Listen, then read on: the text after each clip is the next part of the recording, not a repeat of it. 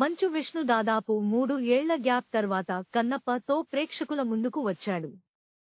June 27న ప్రేక్షకుల ముందుకు వచ్చిన ఈ సినిమా తొలి రోజే డీసెంట్ టాక్ తెచ్చుకుంది.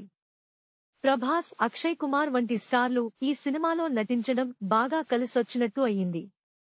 ముఖేష్ కుమార్ సింగ్ ఈ చిత్రాన్ని డైరెక్ట్ చేశారు. మంచు విష్ణు భారీ బడ్జెట్తో ఈ చిత్రాన్ని నిర్మించారు.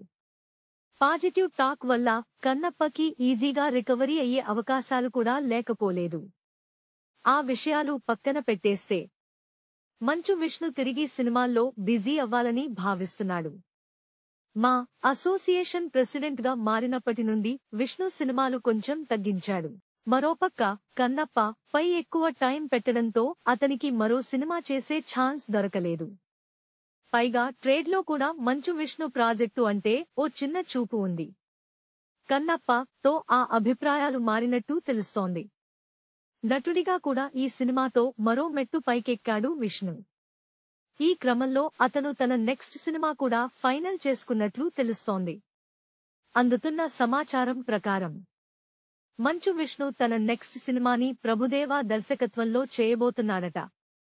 నువ్వొస్తానంటే నేనొద్దంటానా, పౌర్ణమి, శంకర్ దాదా జిందాబాద్ సినిమాలతో ప్రభుదేవా దర్శకుడిగా మంచి గుర్తింపు తెచ్చుకున్నాడు.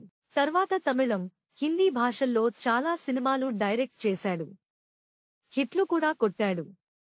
కన్నప్ప సినిమాలో శివ శివ శంకర పాటకి ఇతనే కొరియోగ్రఫీ చేశారు. దానికి మంచి రెస్పాన్స్ వచ్చింది. ఇక ఈ సినిమా షూటింగ్ టైంలోనే విష్ణుకి ఓ కథ చెప్పి ప్రాజెక్టు సెట్ చేసుకున్నట్టు తెలుస్తుంది. దీనిపై అధికారిక ప్రకటన వచ్చే అవకాశాలు ఉన్నాయి.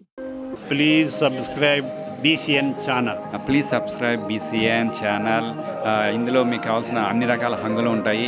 Hi, this is MM Sri Lanka. Please subscribe to BCN channel.